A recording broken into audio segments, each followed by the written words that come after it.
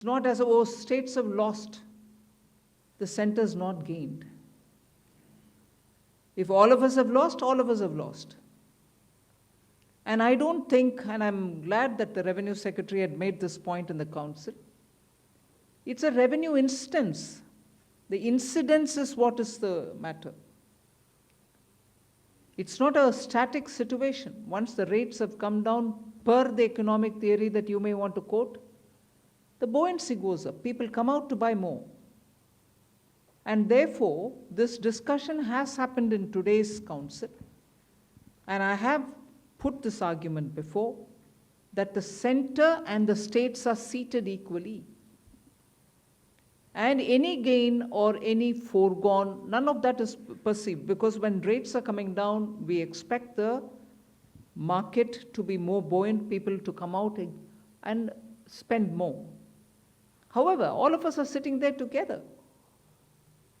Compensate for states' loss, even center is losing, if anything. Center loses more in a way.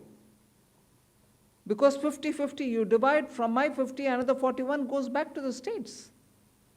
So I want the media, particularly those who are covering the economy, finance ministry, to understand in the GST Council, the center and the states are together in it. Nobody is a donor and nobody is a donee within the GST Council. Number 2. Pallavi from... Can I just supplement, because this issue has come from many. So our earlier request was, there are two parts to this issue, and I would just request the indulgence of the media also on this. This repeated use of the word called revenue loss. You know, so obviously somebody has lost to somebody or something to that effect. Kindly understand, this is a tax rationalization exercise which is resulting in reduction of rates of taxes to be paid, let us say, by a common man.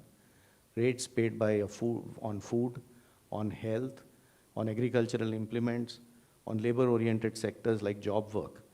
I'm not very sure whether loss is the right interpretation of government saying that we have given money to a consumer. It is an economy that we are talking about. Both of them are there. After all, the money which government will not collect as tax is going to be remaining in the pockets of that consumer who will end up using it. So my request is this terminology loss, because it presents the impression differently from, and which is why I had requested. There is a revenue implication, naturally. So the second part to this understanding is that revenue implication is a dynamic number, because it will depend on how response happens. Mathematically, one can calculate, that can only be done on historical data.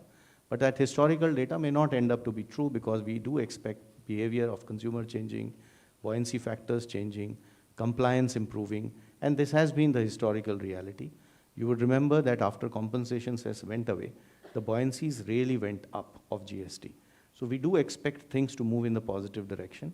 We have done our numbers, and we believe it is fiscally sustainable. The number that I told you is based on 23-24. And even with projections and expectation on other things turning in the positive side, which we are hearing both from the consumers as well as from the industry, we expect this exercise to be fiscally sustainable. Okay, I'm Pallavi from CNN News 18. Ma'am, two things over here. There were 8 states which actually said that we want something called the state level GST on products like alcohol, petrol, and real estate. Was this even discussed at the GST meeting today? And second is that they are all talking, I'm sorry to use that word, but revenue loss. 15,000 crore revenue loss is what Siddaramaiah said. I know there are states like Karnataka and Kerala who insisted on that, and I think that is why your meeting was delayed. How do you want to actually address that? Because many of them are also facing problems, like they're talking about floods. And finally, when you are talking about a GST restructuring, was the tariff turmoil with America an important consideration? The tariff turmoil is not a matter which influenced the GST reform, because